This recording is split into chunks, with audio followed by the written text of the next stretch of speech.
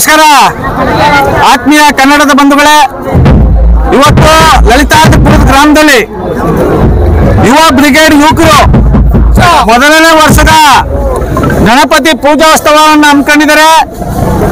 ಈ ಯುವಕರಿಗೆ ಆ ಭಗವಂತನ ಅನುಗ್ರಹ ಲಭಿಸಲಿ, ಯಾವುದೇ ರೀತಿ ವಿಘ್ನಗಳು ಬಾರದಾಗೆ, ಅನ್ಯಾಯಗಳು, ಅಕ್ರಮಗಳು, ದೌರ್ಜನ್ಯಗಳು ಕಂಡು ಬಂದಂತ ಸಂದರ್ಭದಲ್ಲಿ ಈ ಯುವಕರಿಗೆ ನಿನ್ನ ಶಕ್ತಿಯನ್ನ ತೋರಿಸಿ ಅನ್ಯಾಯಗಳ ವಿರುದ್ಧ ದೊಡ್ಡ ಮಟ್ಟದಲ್ಲಿ ಹೋರಾಟ ಮಾಡಬೇಕು. ಇವತ್ತೇನು ರಾಜಕಾರಣ ಕುಳ್ಗೆಟ್ಟೋಗಿದೆ, ಈ ರಾಜಕಾರಣದಿಂದ ಯಾವ ಯುವಕರಿಗೂ ಉಪಯೋಗ ಇಲ್ಲ. ಯಾವ ಈ ಮೂರು ಜೆಸಿಬಿ ಪಕ್ಷಗಳು ಯುವಕರನ್ನ ದುರ್ಬಳಕೆ ಮಾಡ್ಕೊತಾ ಇದ್ದಾರೆ, ಯುವಕರನ್ನ ದಾರಿ ತಪ್ಪಿಸ್ತಾ ಇದ್ದಾರೆ. ಇಂಥ ಯುವಕರಿಗೆ ಭಗವಂತ ವಿಘ್ನೇಶ್ವರ ಆರೋಗ್ಯ ಭಾಗ್ಯ ಕೊಟ್ಟು ಅವ್ರಿಗೆ ಪ್ರಶ್ನೆ ಮಾಡುವಂತ ಶಕ್ತಿ ಇವತ್ತು ನಮ್ಮ ಯುವ ಶಕ್ತಿಗೆ ಬೇಕಾಗಿದೆ. ಆದ್ದರಿಂದ ಲಲಿತಾಪುರದ ಗ್ರಾಮದಲ್ಲಿ ಯುವಕರು ಏನು ಇವತ್ತು ಮೊದಲನೇ ವರ್ಷದ ಗಣಪತಿ ಪೂಜಾ ಕಾರ್ಯಕ್ರಮ ಹಮ್ಮಿಕೊಂಡಿದ್ರಿ. ಆ ಭಗವಂತನ ಅನುಗ್ರಹ ನಿಮ್ಮೆಲ್ಲರಿಗೂ ಲಭಿಸಬೇಕು.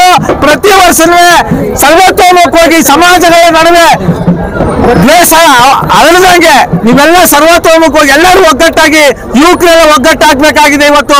ಇವತ್ತು ರಾಜಕಾರಣ ಕೆಟ್ಟು ಕೆಸರಾಗಿದೆ, ಯುವಕರೆಲ್ಲ ಒಂದಾಗಬೇಕಾಗಿದೆ. ಲಲಿತಾಪುರ ಗ್ರಾಮಕ್ಕೆ ನೀವೆಲ್ಲ ಮುತ್ತುರತ್ನಗಳಾಗಬೇಕಾಗಿದೆ. ನಿಮ್ಮೆಲ್ಲರ ಸಹಕಾರ ಮುಂದಿನ ಪೀಳಿಗೆಗೆ ಬಹಳ ಅತ್ಯವಶ್ಯಕತೆ ಆಗಿದೆ.